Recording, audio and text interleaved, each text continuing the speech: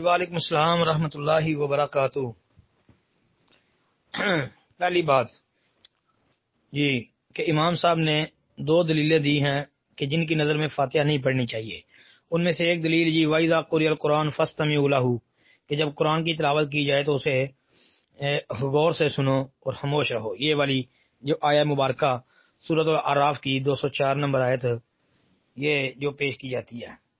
محترم بھائی، بات یہ ہے کہ یہ آیہ مبارکہ نماز کے اندر قرات سے روکنے کے لیے نازل نہیں ہوئی کہ جی امام قرات کرے تو تم نہ پڑھو اور خاموشی سے سنو۔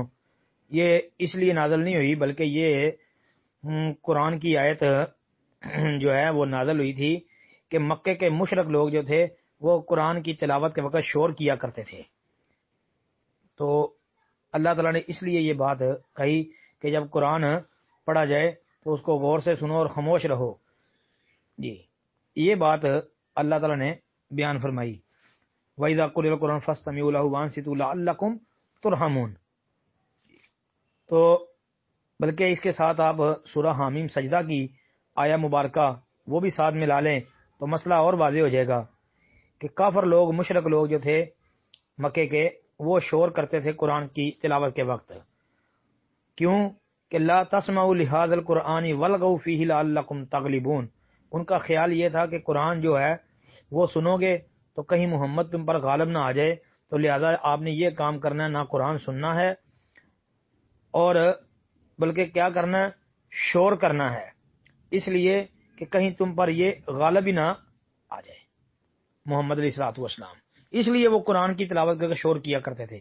اور اللہ تعالیٰ نے وَإِذَا قُرِئَ الْقُرْآنُ فَاسْتَمِعُوا لَهُ وَأَنصِتُوا لَعَلَّكُمْ تُرْحَمُونَ آیہ مبارکہ پھر نازل فرمائی۔ اور پھر یہ آیہ مبارکہ وَإِذَا قُرِئَ الْقُرْآنُ فَاسْتَمِعُوا لَهُ یہ بھائی مکی صورت ہے، اس پر مفسرین کا اتفاق ہے کہ یہ مکہ کے اندر نازل ہوئی ہے۔ اور پھر یہ بھی ہے کہ یہ کافروں اور مشرکوں کے جواب میں نازل ہوئی ہے، یعنی کہ جو وہ کام کرتے تھے اصل میں اس لیے یہ نازل ہوئی ہے جی۔ اور اس کا تعلق تبلیغ کے سمجھو کے ساتھ ہے کہ قرآن کے وقت جو لوگ شور مچاتے تھے، تلاوت کے وقت، تبلیغ کے وقت قرآن سن کر شور کرنے والے لوگ تھے نا، یہ ان کے حوالے سے یہ آیہ مبارکہ کا نزول ہوا تھا۔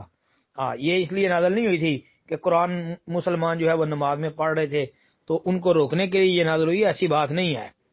اس بارے میں آپ تفسیر قرطبی جلد 1 صفحہ 121، اسی طرح تفسیر کبیر امام راضی کی جلد 15 صفحہ 104، اور اس کے ساتھ ساتھ مولانا عبد الماجد ریابادی یہ دیوبندی مفسر ہے، ان کی تفسیر ماجدی ہے جلد 2 صفحہ 263، اس کو بھی بھائی سامنے رکھ لیں۔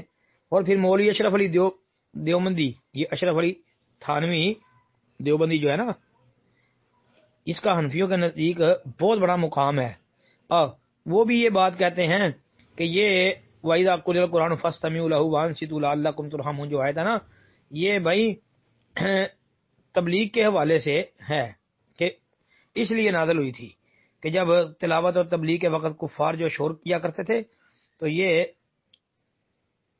ان کے رد میں نازل کی گئی۔ تو کم از کم وہ امام صاحب کو اگر کسی کی بات نہیں تو کم از کم اپنے حنفی مولانا صاحب جو ہیں ان کی بات کو ہی سامنے رکھ لینا چاہیے تاکہ شاید ان کو بات سمجھ آ جائے۔ تو اس آیہ مبارکہ میں ایک اور بڑی بات یہ ہے کہ وَإِذَا قُرِئَ الْقُرْآنُ فَاسْتَمِعُوا لَهُ وَأَنصِتُوا لَعَلَّكُمْ تُرْحَمُونَ، اس کے اندر تو یہ بات بھی نہیں ہے کہ بھائی سورہ فاتحہ نہ پڑھو، یہ ممانعت تو ہے ہی نہیں، تو لہذا یہ آیت کسی اعتبار سے بھی دلیل نہیں بن سکتی ترک فاتحہ کے مسئلے میں، اس کو دلیل نہیں بنایا جا سکتا۔ السلام علیکم ورحمۃ اللہ۔ جی وعلیکم السلام ورحمۃ اللہ وبرکاتہ۔ باقی بھائی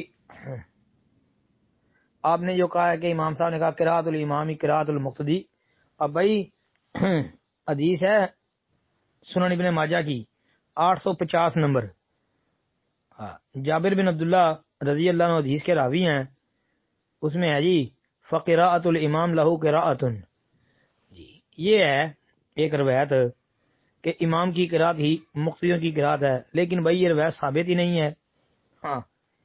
اس لیے کہ اس کی سند میں جابر جوفی کذاب اور متروک راوی ہے۔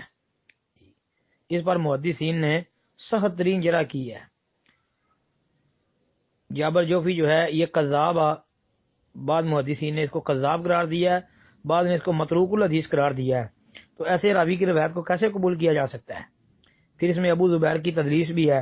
بہرحال جی مرکزی علت جابر جوفی ہے جو کذاب راوی تھا، متروک الحدیث تھا، سخت اس پر جرح ہے محدثین کی۔ امام مسلم رحمۃ اللہ علیہ نے اس کے اوپر سخت ترین جرح کر رکھی ہے، اور حنفیوں کے ایک بڑے عالم علامہ ذیلی وغیرہ جو ہیں انہوں نے بھی اس کے اوپر کذاب ہونے کی ہی جرح کی ہے۔ پھر سب سے بڑی بات، امام ابو حنیفہ رحمۃ اللہ علیہ جن کی یہ حنفی تقلید کرتے ہیں، وہ امام صاحب جو ہیں وہ کہتے ہیں کہ بڑے بڑے جھوٹے دیکھے ہیں لیکن جابر جوفی جیسا جھوٹا میں نے نہیں دیکھا۔ اندازہ کریں کہ امام ابو حنیفہ جو ہیں ان کے نزدیک بھی جابر جوفی بہت بڑا جھوٹا تھا، اور پھر علامہ ذیلی حنفی جو ہیں ان کے نزدیک بھی یہ جھوٹا آدمی تھا، جیسا کہ انہوں نے اپنی کتاب کے اندر جو ہے یہ ذکر کیا ہے۔ تو اس لیے یہ بھائی کذاب اور متروک قسم کا آدمی تھا، اس کی روایت کو کیسے قبول کیا جا سکتا ہے؟ امام ابو حنیفہ نے جرح کر دی ہے، کم از کم ابو حنیفہ کی جرح کو سامنے رکھ لے۔ پھر یہی روایت ابو سعید خدری رضی اللہ تعالیٰ عنہ کے حوالے سے بھی بیان کی جاتی ہے، اس میں بھی بھائی ابو ہارون العبدی وہ متروک الحدیث ہے، جیسا کہ امام نسائی وغیرہ دیگر محدثین نے کہا ہے۔ تو اس لیے اس بارے میں کوئی بھی روایت یہ فقراءۃ الامام لہو قراءۃ کے ساتھ کوئی بھی ثابت نہیں ہے کہ امام کی قراءت مقتدی کی قراءت ہے، ایسی کوئی روایت صحیح یا حسن موجود ہی نہیں ہے، اور اگر کسی نے اس کو حسن کہا ہے تو اس نے بہت بڑی غلطی کی ہے۔ تو مسئلہ پھر وہی ہے کہ فاتحہ کے بغیر نماز نہیں ہوتی، وہ امام ہو، مقتدی ہو، فرض نماز ہو، نفل نماز ہو جی، تو چاہے آدمی اکیلا نماز پڑھ رہا ہو، کسی صورت میں بھی نماز فاتحہ کے بغیر نہیں ہوتی۔ السلام علیکم ورحمۃ اللہ۔